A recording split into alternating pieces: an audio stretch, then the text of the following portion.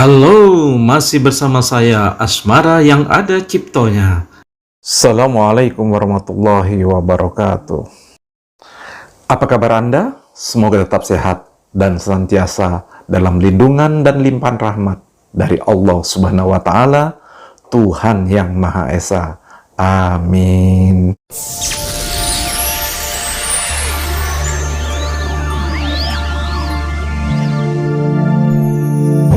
Saudara pikir kalau sholat gaji puasa di surga itu, saudara saya tidak pesantren, saya hafal Quran. Tidak ada ayat orang yang mengatakan sholat gaji puasa di surga. Nanti tidak ada itu ayat. Bela di sebelah kita ada anak yatim, meneteskan air mata, tidak makan, tidak sekolah. Kita punya kemampuan, kita sholat. Kata Allah belum sholat sama sekali kami.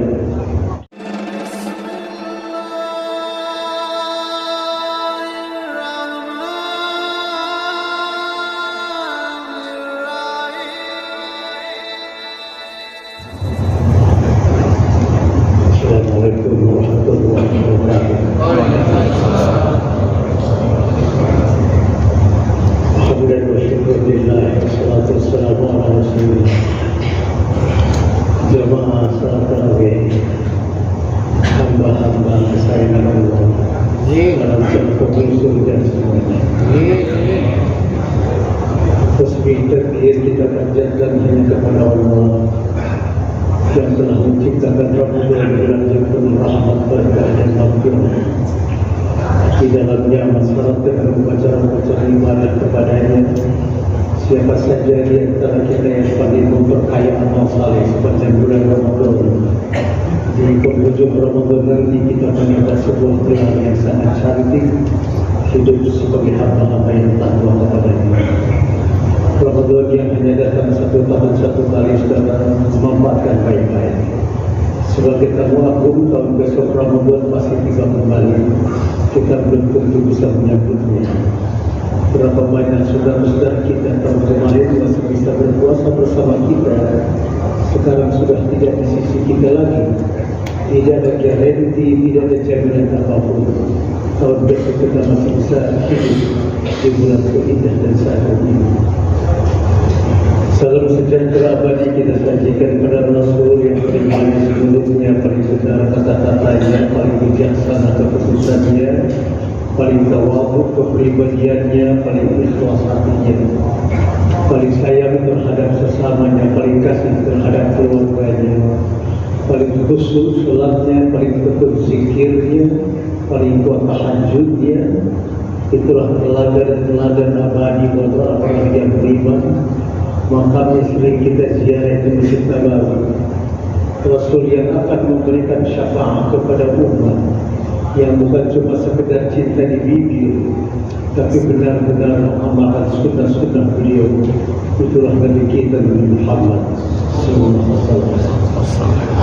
Saudara, kata Siyam dalam Al-Quran disebut ada 13 kali. Sedangkan kata Saum, akar katanya sama, disebut hanya satu kali. Itu sebabnya Syiah, kata-kata Saum disebut pada saat Dewi Maryam melahirkan bayi Isa al-Masih di Palestina. Beliau merasakan sakit di diri, bukan sakit karena melahirkannya, sebab wanita bisa bahagia karena melahirkan. Tetapi Dewi Maryam merasa sakit karena masyarakat sekitar negeri itu menuduh orang suci itu, padahal dia lahir dari keluarga suci. Itu sebabnya Saum yang membatalkan ada dua, Syam yang membatalkan ada dua. Ayatnya saya kira hafal semua. Ya ayyuhalladzina amanu kutiba alaikumussyam dan sebagainya. Yang membatalkan Syam itu sejengkal di bawah pusat dan sejengkal di atas pusat. Makanan dan seks. Kenapa yang membatalkan Syam itu makanan dan seks? Saudara-saudaraku yang saleh-saleh, dunia ini dirusak oleh dua komponen, oleh seks dan oleh makanan. Karena makan orang kadang-kadang tidak kenal saus. Orang yang banyak melakukan sikap tidak jujur, saya pakai bahasa kasar saja, korupsi, rata-rata akan memakan. Padahal orang melakukan memakan sesuatu apabila yang dimakannya barang yang halal, saudara percaya keberkahan juga tidak ada. Kita dapat uang haram diserahkan kepada istri belanja berhalal. Qobla isya, sebelum sholat isya kita makan malam, darah istri itu jadi haram, daging darah kita jadi haram, daging istri jadi haram, daging kita jadi haram. Kita pengitus senggama, dipancarkan sperma, diterima ovum, 9 bulan lahir dari bayi. Bapak-bapak percaya bayi yang dilahirkan dari uang haram tidak mungkin jadi anak saleh. Kenapa anak-anak kita sekarang nakal-nakal, jauh dari agama, tidak menerima kebenaran, membantah, sulit menerima tongkat estafet kepemimpinan bangsa? Bapak jangan cuma menyerahkan anak-anak kita, jangan-jangan orang tuanya memberikan barang halal kepada anaknya. Andai kata bapak makan barang halal, darah kita haram, daging kita haram. La ilaha illallah Muhammadur Rasulullah. Saudara, darah dan daging yang haram tidak mungkin merasakan nikmat sujud kepada Allah. Kalau kita sholat, kita sujud, kita baca subhanallah wa rabbana bihamdika Allahumma ighfirli ya Allah, atau barangkali pendek saja subhanarabbil a'la. Waktu kita sujud lupa kepada Allah, kalau mereka bulan ini mengkonsumsi apa? Jadi asyik masyuknya kita bercerai cinta dengan Allah, berpelukan dengan Allah. Kalau tubuh ini bersih, itu sebabnya konsep rezeki dalam agama bukan banyak, tapi halal thayyibah Allah. Rezeki kecil berkah, anak jadi sarjana, saleh, rumah tangga sakit, hidup tenteram, nikmat, nyaman, jernih. Kita jadi miliuner, jadi miliarder, harta halal. Kalau habis di rumah sakit, habis di waktu kecil. Saudara, itu sebabnya orang-orang yang korupsi tidak pernah menerima kenikmatan dari hasil korupsinya. Nah, Ramadan mendidik kita. Ada apa tujuan ibadah Ramadan? Saya tidak bisa bicara terlalu lama, kita akan habis Ramadan. Ada pengajian ahad. Dalam bahasa pesantren namanya tazkiyah. Tazkiyah pertama, tazkiyah bernafas, membersihkan jiwa. Adik-adik di kampus menyebutnya jiwa. Kendali hidup ini ada pada jiwa. Kalau jiwa kita baik, baiklah hidup ini. Kalau jiwa manusia rusak, rusak hidup ini. Jiwa yang benar. Dan manusia yang disebut manusia itu jiwanya, bukan fisiknya. Itu sebabnya dalam Islam saudara tidak dikenal tua. Bapak sudah tua, ya saya tua. Tidak. Yang tua itu fisiknya. Ruh tidak pernah tua dan tidak pernah pikir.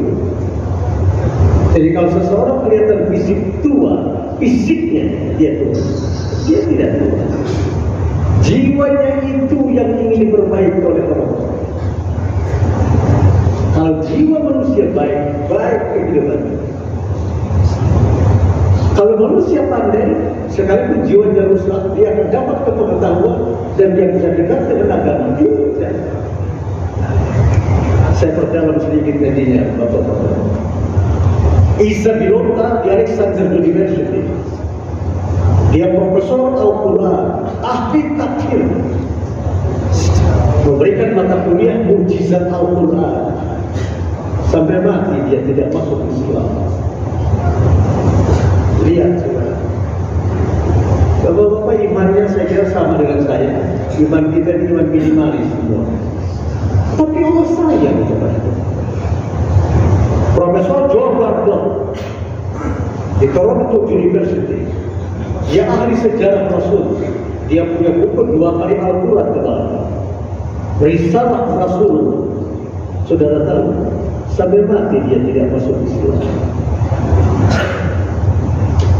Jadi jiwa diperbaiki, hidupnya terbaik. Tazkiyah kedua, tazkiyatul ma, itu tujuan puasa, membersihkan harta. Tadi anda yang gagal, kita sudah sedikit bicara. Kalau saudara suka makan makanan enak, bagus. Orang Islam kalau makan harus bergizi. Coba kalau banyak gizi, darah kita bisa kental, kotor, hitam. Banyak mengandung lemak dalam darah. Dalam teori medis namanya kolesterol. Kolesterol yang tidak kita transfusikan darahnya bisa stroke. Harta 100% sama.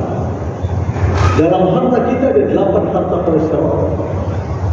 Ini nama saudara itu ada 8. Kalau harta kolesterol tidak kita keluarkan, harta kita bisa stroke dan pemilik harta bisa stroke. Saudara suka dengar ada orang bintangnya ke-83 di atas bintangnya. Pada jasanya seluruh dana. Bintangnya ke-8 punya anak 3. Tiga-tiganya kena narkoba. Suka dengar? Itu stroke hartanya. Coba suka dengar ada orang hidup miliarder, kaya raya, rumahnya 1 hektar, dalam rumah kolam renangnya 4, air putih, biru, hijau, berkuda. Itu kalau kaya betul. Tapi dia tidak bisa tidur malam, mimpi-mimpi buruk, gelisah, resah, tidak nyaman, merasa dikejar-kejar apa? Untuk apa kekayaan ini? Supaya harta kita tidak terkena stroke. Allah memberikan pelajaran tentang transfusi zat. Zakat artinya membersihkan, meningkatkan. Itu sebabnya orang-orang yang gemar zakat berkah. Zakat membersihkan, meningkatkan. Bapak boleh cari di Menteng mana ada orang ahli zakat miskin, mana ada orang gemar zakat hidupnya tidak berkah. Saudara-saudaraku yang saleh-saleh seluruhnya, Bapak coba, kita kan punya rumah sakit namanya harapan kita di Esparta. Coba Bapak tanya kepada profesor ahli jantung kardiovaskuler, orang-orang yang terkena penyakit jantung koroner yang dibedah jantungnya 4 kali tidak sembuh-sembuh. Bapak tanya siapa? Jawaban para profesor pasti satu, mereka di rumahnya banyak harta yang tidak halal.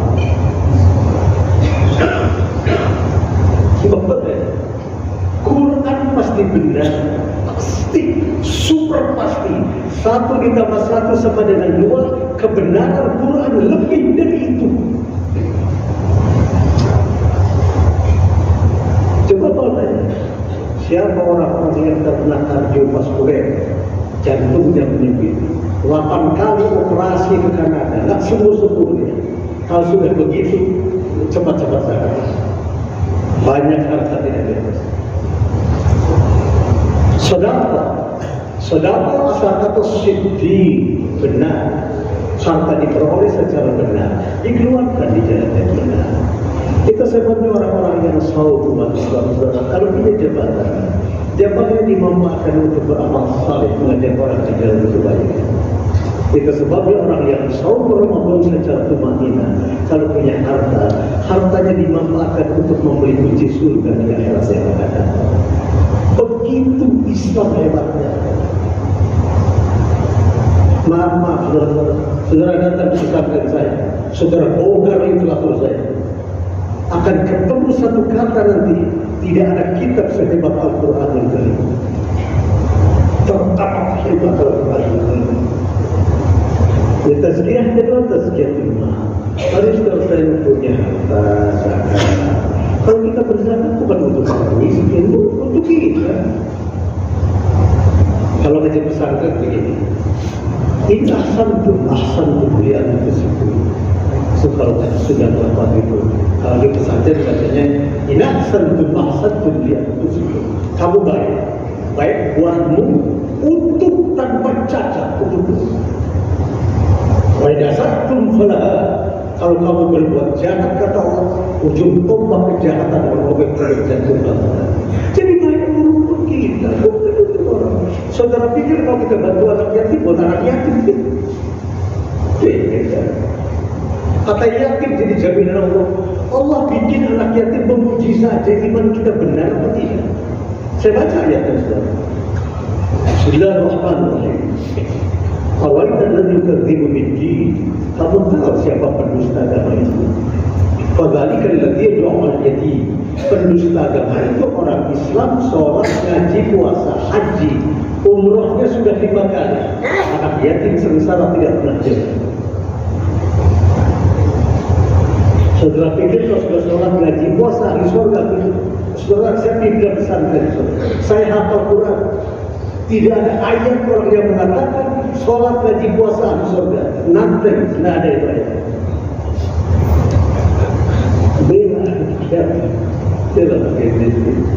Di sebelah kita ada anak yatim, meneteskan air mata, tidak makan, tidak sekolah. Kita punya kemampuan, kita sholat. Kata Allah belum sholat sama sekali kami.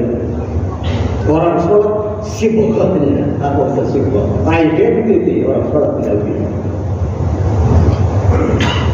Kita lanjutkan yang ketiga, tujuan Allah menurunkan puasa ketiga, tazkiyatul fikri, membersihkan pikiran. Wajah manusia ini gubahan dari pikiran. Kalau saudara melihat orang yang wajahnya ceria, bibirnya basah karena zikir, banyak senyum, betul katanya santun, akhlak yang mulia, pikiran orang itu pasti jernih. Kalau saudara melihat orang sangat tidak enak dipandang mata, pikiran yang besar, betul-betul ingin membersihkan ini. Dan kalau manusia pikirannya sudah buruk, dia mesti hasad. Saudara tahu hasad? Dengki. Dengki penyakit yang tidak senang apabila melihat orang mendapat rahmat Allah. Dengki. Imam Ghazali, nama aslinya Muhammad bin Ahmad Al-Ghazali, dia mengarang kitab Ya'uluddin Bapak Demon Khalaf. Kata beliau, pendengki dengan syaitan tidak punya jarak.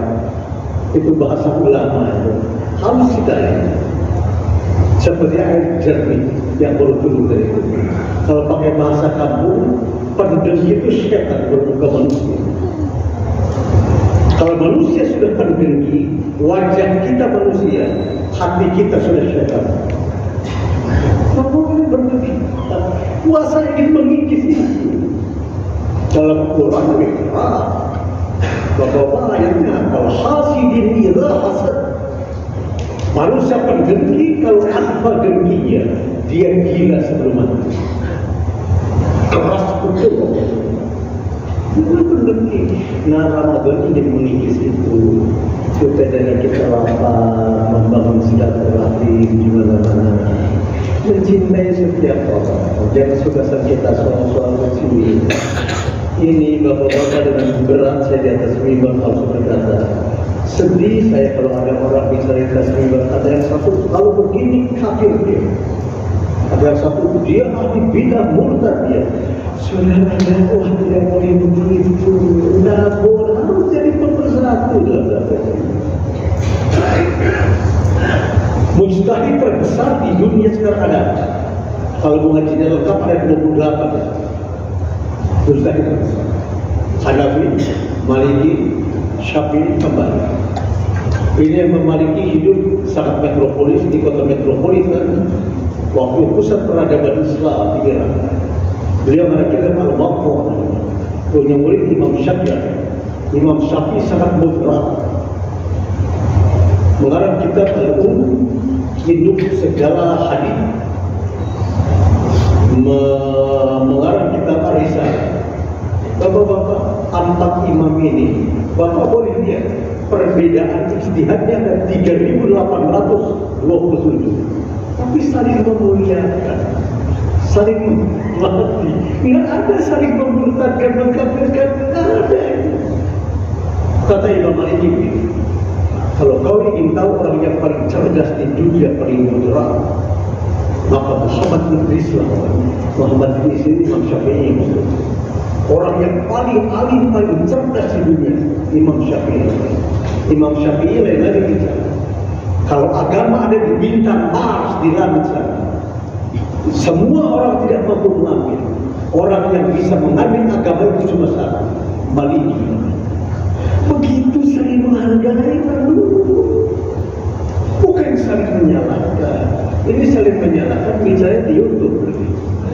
Semua orang gimana saudara bersatulah. Perbedaan pendapat sampai kapanpun akan ada yang dipersoalkan. Di Sunda Kelapa jangan ada yang begitu. Yang terakhir tazkiyatul amal.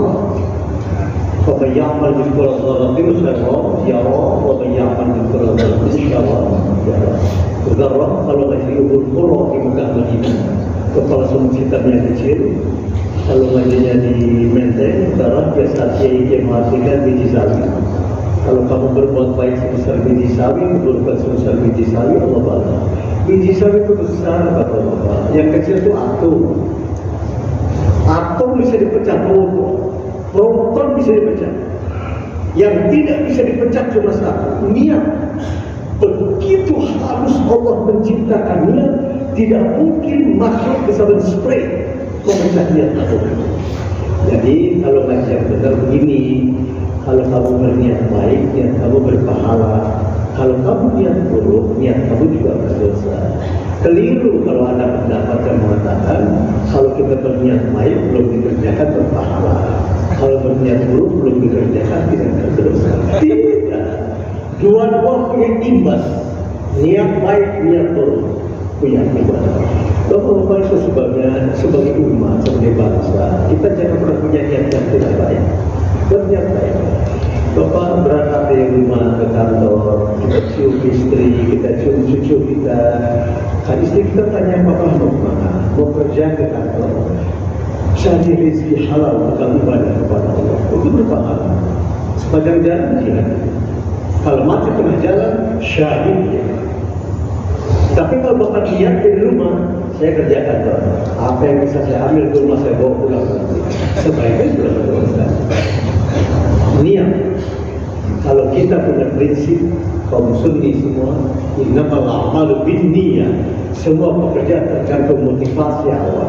Kalau niatnya baik, ujungnya pasti baik. Kalau niatnya buruk, pasti berakhir dengan buruk. Demikian saudara-saudara, kuliah singkat ini. Selamat menikmati indahnya Islam. Wassalamualaikum warahmatullahi wabarakatuh. Terima kasih telah bergabung bersama kami. Semoga bermanfaat. Wassalamualaikum warahmatullahi wabarakatuh.